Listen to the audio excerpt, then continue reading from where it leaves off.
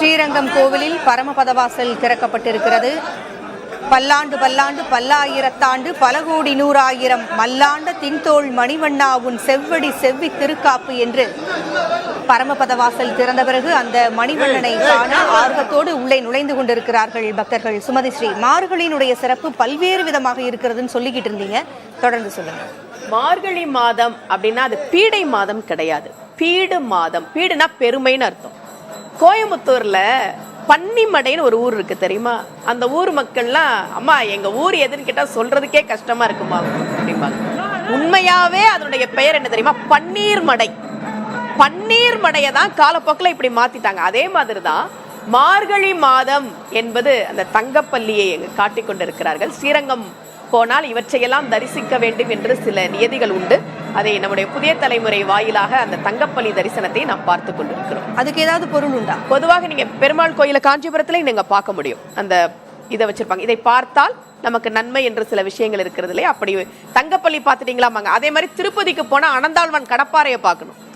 ஏன் அப்படின்னா சிந்துப்பூ மகிழும் திருவேங்கடம் என்கிற ஒரு வரியில் கடப்பாறையை எடுத்துட்டு கிளம்பி போய் நந்தவனம் அமைத்தவர் அனந்தாழ்வான்.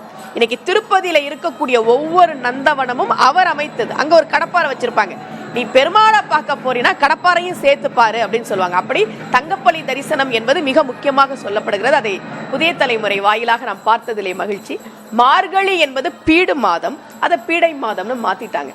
இந்த மார்கழி மாசத்துல வாசல்ல கோலம் போட்டு பூசணி பூ வைப்பாங்க. அதனுடைய தாத்பரியம் என்னன்னா, எங்கள் வீட்டில் திருமணத்திற்கு ஒரு பெண் இருக்கிறாள் என்று சொல்வதற்காக தான். இப்ப மாதிரி மேட்ரிமோனியெல்லாம் அப்ப கிடையாது இல்லையா? அதுதான் இந்த பாவை நோன்பு இருப்பவர்கள் திருமணத்திற்காக. அதுவும் பாத்தீங்கன்னா மார்கழி மாதம் 2ஆம் தேதி அந்த விரதத்தை தொடங்குவாங்க. ஆண்டாள் அப்படிதான் தொடங்கினாள். நாளைக்கு கூடாரவள்ளி. அடுத்து என்ன விசேஷம்னு கேட்டீங்க இல்லையா? நாளைக்கு எல்லா பெருமாள் கோவில்களிலும் கூடாரவள்ளி வைபவம் நடக்கும். பெருமாளுடைய திருநாமங்களை பத்தி நான் உங்களுக்கு சொல்லிட்டு இருந்தேன். நோய் இருந்தா இந்த திருநாமம் சொல்லணும், நிறைய செல்வம் கிடைக்கணும்னா இந்த திருநாமம் சொல்லணும். அதே மாதிரி திருமணம் நடப்பதற்கு ஆண்டாள் பாடி கொடுத்த பாசுரங்கள் ரொம்ப அழகா. அவளுடைய திருமணத்தை அவள் பாடினாள். வாரணமாயிரம் சூழ வளம் செய்து. பெரிய மனசு பாருங்க, ஒரு யானை 2 யானை எல்லாம் இல்ல, வாரணமாயிரம் சூழ வளம் செய்து. அதே மாதிரிதான் மத்தளம் கொட்ட வரிசங்கம் நின்றூத முத்துடை தாமம் நிறைத்தார்ந்த பந்தர்க்கில். அந்த கல்யாண மேடையவே அவ எவ்வளவு அழகா கற்பனை பண்றா. மைத்துனன் நம்பி மதுசூதனன் வந்து என் கைத்தலம் பற்ற கனா கண்டேன் தோழினான். இந்த ஆழ்வார் பாசுரங்கள், ஆண்டாள் பாசுரங்கள் என்பது திருமணத்திற்கு உரியவை. மார்கழி மாதம் 2ஆம் நாள் ஆண்டாள் தன்னுடைய விரதத்தை தொடங்குகிறாள். என்ன சொல்றா? பாலுண்ணோம், நெய்யுண்ணோம், நாட்காலே நீராடி மையிட்டு எழுதோம், மலரிட்டு நாம் முடியும். என்ன சொல்றா? நாங்க அலங்காரம்லாம் பண்ணிக்க மாட்டோம், பால் சாப்பிட மாட்டோம், நெய் சாப்பிட மாட்டோம். இருக்கிறது ஆயர்பாடியில், அங்க பாலும் நெய்யும் தான் இருக்கும். ஆனா எனக்கு வேணாம் என விரதத்தை தொடங்குகிறார். மார்கழி மாதம் 2ஆம் நாள் விரதத்தை தொடங்கிய ஆண்டாள் நாச்சியார் மார்கழி மாதம் 27ஆம் நாள் அந்த விரதத்தை நிறைவு செய்கிறார். அந்த நாள் நாளைக்கு. அப்ப எல்லா பெருமாள் கோவில்லையும் மார்கழி மாதம் 27ஆம் நாள் கூடாரவல்லின்னு நடக்கும். கூடாரை வெல்லும் சீர்கோவிந்தான்ற பாசுரத்தை பாடுறா. அதுல என்னெல்லாம் சொல்றா தெரியுமா? நம்ம அலங்காரம் பண்ணிக்கலாம். எப்படி அலங்காரம் பண்றோம், என்னென்ன நகை போடுறா பாருங்க. சூடகமே, தோள்வலையே, தோடே, செவிப்பூவே, பாடகமே என்றனைய பல கலனும் யாம் அணிவோம், ஆடை உடுப்போம், அதன் பின்னே பால் சோறு மூட நெய் பெய்து.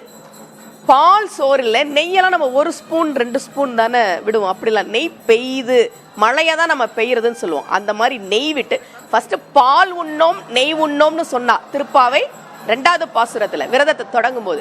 இப்ப விரதத்தை நிறைவு பண்ற அன்னைக்கு பால் சோறு மூட நெய் பெய்து கையில எடுத்தா முழங்கை வழிய நெய் வலியணுமா. அந்த மாதிரி கூடியிருந்து குளிர்ந்தேளோர் எம்பாவாய் என்று 27ஆம் நாள் ஆண்டாள் அந்த விரதத்தை நிறைவு செய்கிறாள். அன்றைக்கு எல்லா பெருமாள் கோவில்களிலும் கூடாரவல்லி வைபவம் நடக்கும். அதை போய் பார்க்கணும். முக்கியமாக இந்த கூடாரை வெல்லும் சீர்கோவிந்தா பாசுரத்தை திருமணத்திற்காக காத்திருக்கக்கூடியவர்கள், ஆண்கள் பெண்கள், அவர்கள் இதை பாராயணம் செய்வது என்பது சிறந்தது. இன்னொன்னு, ஆண்டாளினுடைய சிறப்பு அப்படின்னா நினைத்ததை சாதித்தவள். ரங்க மன்னரோடு ஐக்கியமானால். ஸ்ரீரங்கம் ரங்க மன்னரை நம்ம பார்த்தோம், அவரோட ஐக்கியமானால். மானிடர்க்கு என்று பேச்சுப்படில் வாழகளேன்னா, நான் மானிடர்க்கு என்று கிடையாது என்று ரங்க மன்னரோட ஐக்கியமானால். அவளுக்கு ஒரு ஆசை, கள்ளழகர் திருமால் இருஞ்சோலை பெருமாளுக்கு 100 அண்டா அக்கார அடிசில் 100 அண்டா வெண்ணெய் நிவேதனம் பண்ணணும் அவளுக்கு ஆசை. பாடுறா பாருங்க, வாய் நேர்ந்து பராவி வைத்தேன். என்னால சொல்லதான் முடியுது இப்ப, ஆனா என்னைக்காவது செய்யறேன். அதன் பிறகு அவள் ரங்க மன்னரோட ஐக்கியமானால். பல வருடங்கள் கழித்து அவதாரம் செய்த ராமானுஜர் அதை படிக்கிறார், அந்த பாசுரத்தை படிக்கிறார்.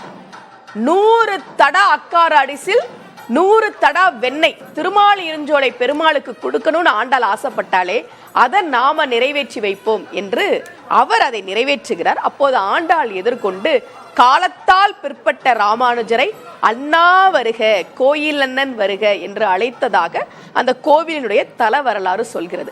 ஆழ்வாருடைய பாசுரங்கள், இறைவனுடைய நாமங்கள் ஒவ்வொன்றுக்கும் ஒரு பலன் உண்டு. முழுசா விஷ்ணு சகஸ்ர நாமத்தை எங்களால சொல்ல முடியாது என்றால் ஸ்ரீ ராம ராம ராமேதி ரமே ராமே மனோரமே சகஸ்ரநாம தத்துல்யம் ராமநாம வராணனை என்கிற ஸ்லோகம் சொல்வது போல ராம ராம ராம என்று 3 முறை சொன்னால் அந்த ஸ்லோகம் முழுவதையும் சொன்ன பலன் நிச்சயமாக கிடைக்கும்.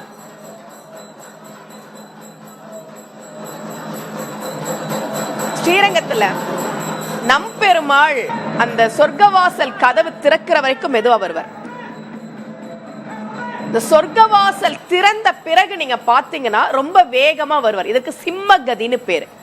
சீர்பாதம் தாங்கிகள் பெருமாளை சுமந்து கொண்டு வருகிறார்கள் இல்லையா, அவர்கள் 4 விதமான நடை நடப்பார்கள்.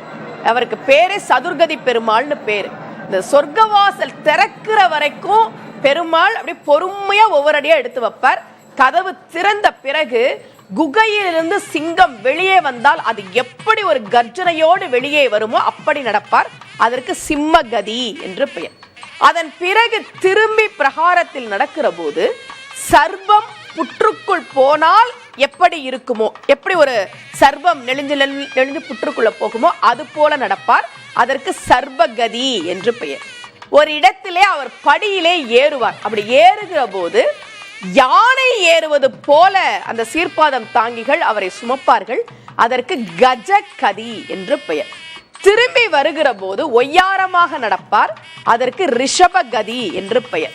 பெருமாளை தோளிலே சுமக்கக்கூடிய இந்த சீர்பாதம் தாங்கிகள் இந்த சர்வகதி, சிம்மகதி, கஜகதி, ரிஷபகதி என்கிற சதுர்கதிகளையும் முறையாக பயிற்சி எடுத்து பலமுறை அதை செய்து பார்த்து அதன் பிறகு வைகுண்ட ஏகாதசி அன்றைக்கு பயிற்சி எடுத்தது போலவே அந்த கதிகளை அவர்கள் அங்கே செய்வார்கள்.